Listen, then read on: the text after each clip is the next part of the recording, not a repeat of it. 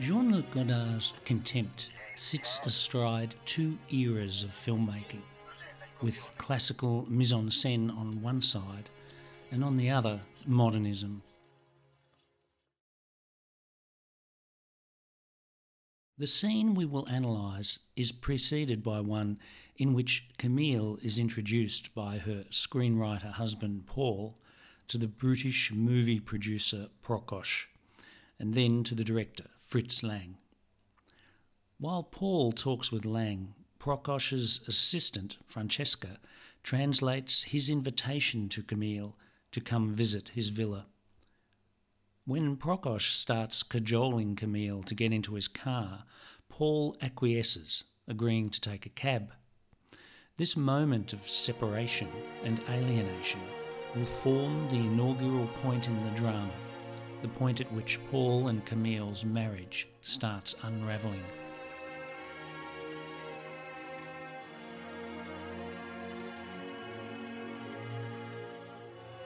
The next scene begins after an ellipse marked by statues of mythic Greek gods and heroes, as often happens in the film.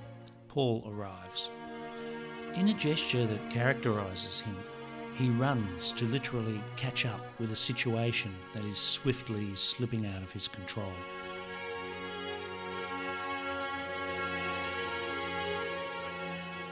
Hello, Paul.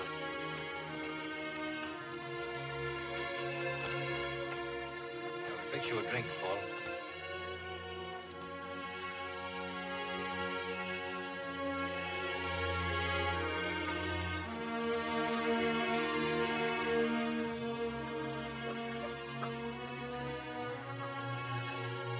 Waiting for you. We thought you would never get here.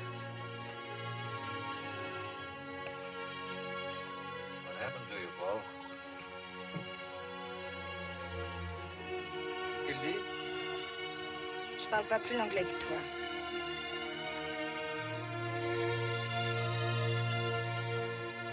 Il y a une demi-heure qu'on est là.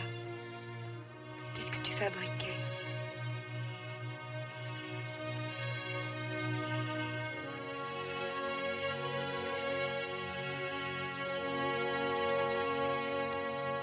Ouais, j'ai eu un accident, c'est tout. There is little plot action in this scene, but much character interaction. Paul tries to explain why he's arrived so late, and both Prokos and Camille, each in their own way, ignore him. Camille retreats to a nearby spot and leafs through an art book. Prokos withdraws into himself, where he most loves to be. Un autre taxi, c'est pour ça? C'est pour ça quoi? Quoi? Je suis en retard. J'ai dû marcher, je sais pas combien de temps, du château Saint-Ange à la Piazza Venezia pour trouver un autre taxi. Alors, le long walk et long. Pas longtemps, alors. Yeah.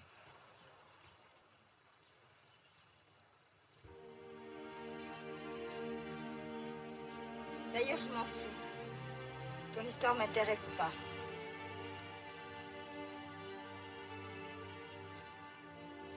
Finalement, si, ça m'a pris 20 minutes. Tu me crois pas? On verra ça après. The scene is punctuated by two rapid montages that are often read as mental flashbacks belonging to Camille and Paul, respectively. The first begins after Camille has seen Francesca also arriving late on her bicycle.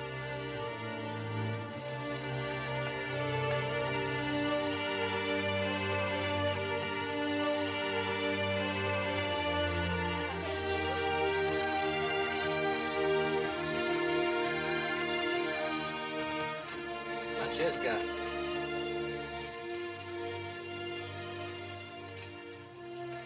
Tell Paul I want him to come to my office tomorrow to sign his contract. Monsieur Prokos, je vous dis de venir demain matin pour signer le contrat. D'accord.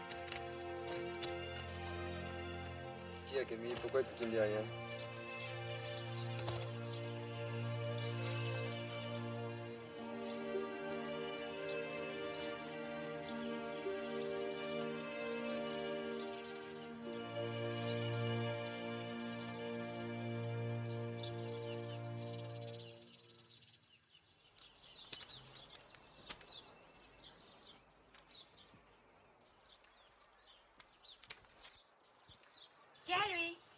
from London.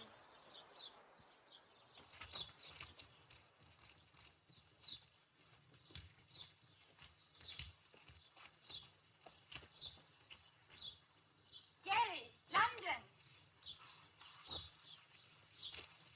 Vendredi, on tourne à Capri. Venez avec nous.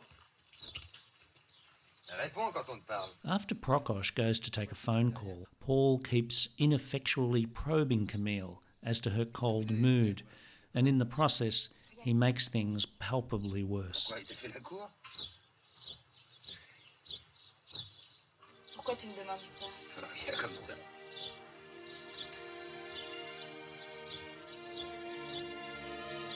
He finally wanders off to wash his hands after feebly stroking Camille's leg. Then the second montage occurs, leading immediately to the subsequent scene inside the villa between Paul and Francesca. Godard's subject is the growing emotional distance between Paul and Camille, and so to convey this, he adopts the language of orchestrated movement, of choreographed distances between bodies.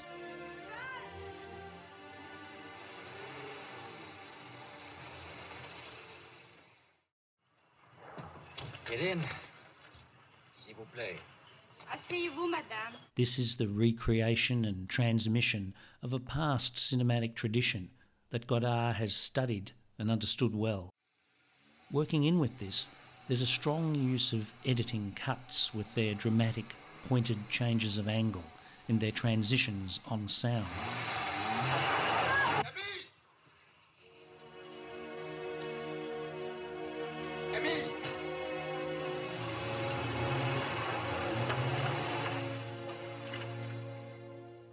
What is the classical mise-en-scène of psychological interaction in this garden scene? A tracking point of view shot from Paul's eyes as he approaches up the driveway frames Prokos and Camille together far ahead.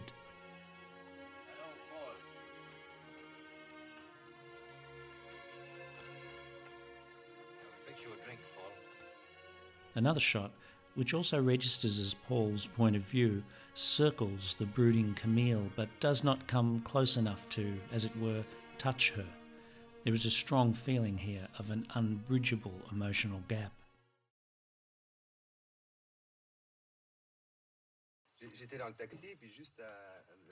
In a three-shot, Paul jabbers on while Camille enters and exits the frame, and Prokos sits staring off into space from behind his dark sunglasses. Paul's isolation in this frame is total. A superb tracking shot into the back of Camille underlines her noticing and suspicion of Francesca's late arrival.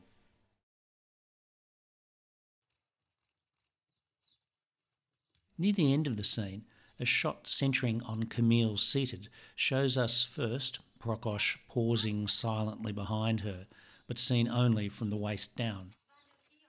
And then Paul awkwardly squatting down into the composition to pursue an abortive conversation before trundling out of the picture.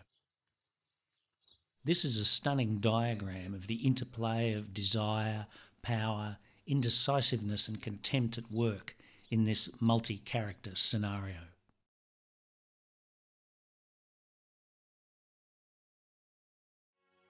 But the closer we look at any Godard scene, the stranger its details become, and the harder it gets to cohere into the kind of traditional, seamless mise-en-scène that allows for the type of psychological, dramatic reading we have just offered.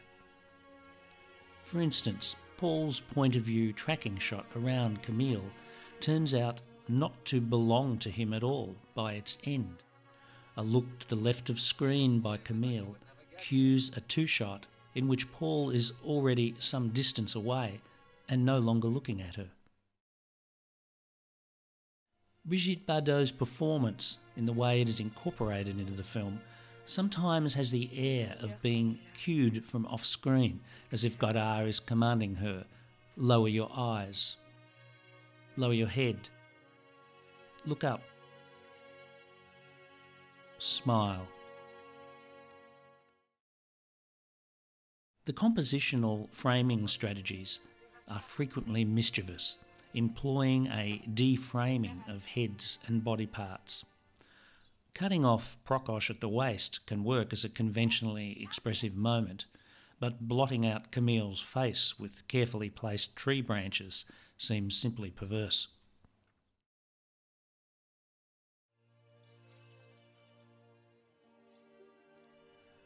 There are also examples of a device that, according to Alain Bergler, Godard often uses.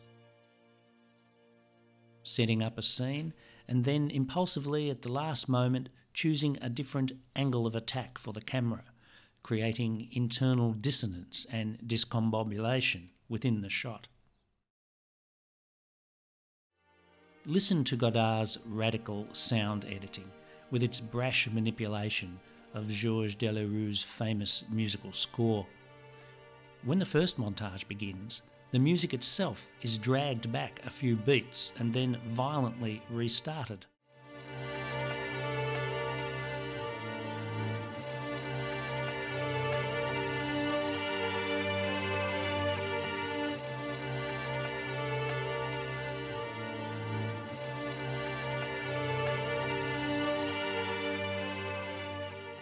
Godard, the techno DJ, well before his time.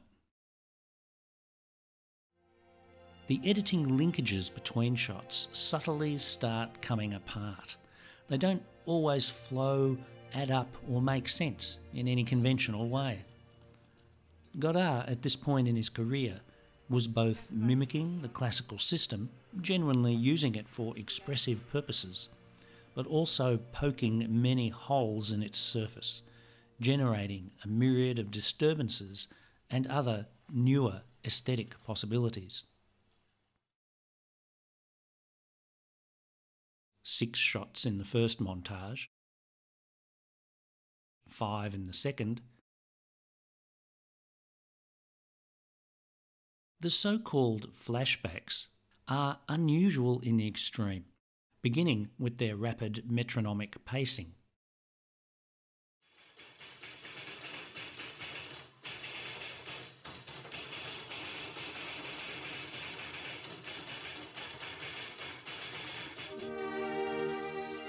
In the same way that the use of Delerrue's music doesn't always follow any dramatic logic, starting mysteriously and ending abruptly at any point, we cannot establish the relation between where the montage inserts enter and their actual content.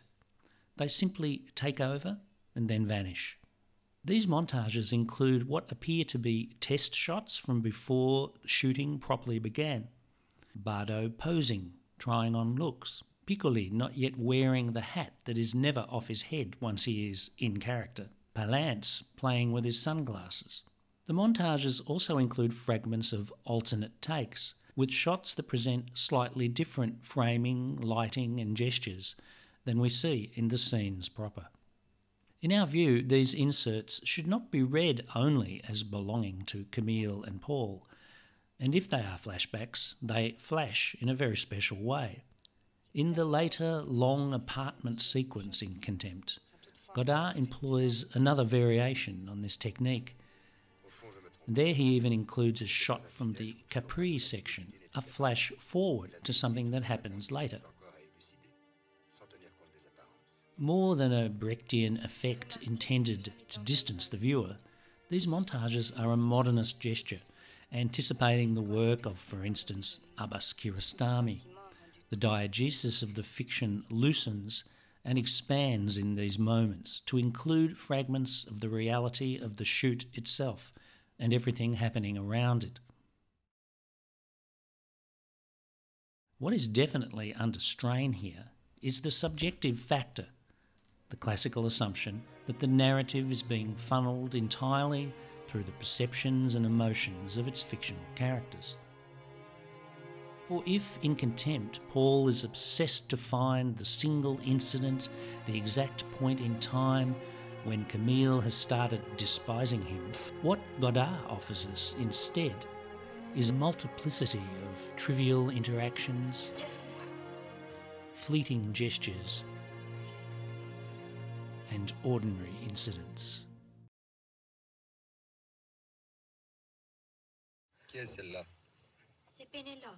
Only when these details return in the montage, travelling across times and spaces, actors and characters, only then do they become, by repetition or association, fully charged and fateful signs. What on first sight may have seemed casual later becomes, as Harun Farocki suggests, central, but only through the gesture of the montage.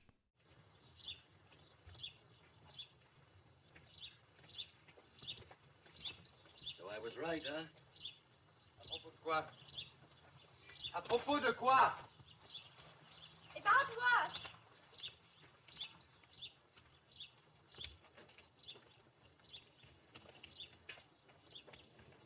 About the money and his wife.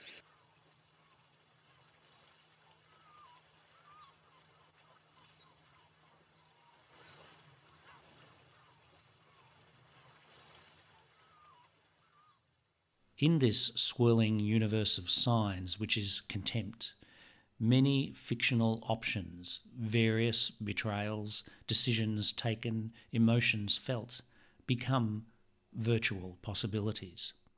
Paul, You mind if your wife comes along with me? est-ce que ça vous ennuie que votre femme vienne avec nous? Non, pas du tout. Vas-y, Camille. Vas-y. Ça m'est égal. Vas-y, Camille. Vas-y. Vas-y, allez, laisse-moi tout de suite. These possibilities are beyond the brain of any one character, but Godard, at the editing table, is their master.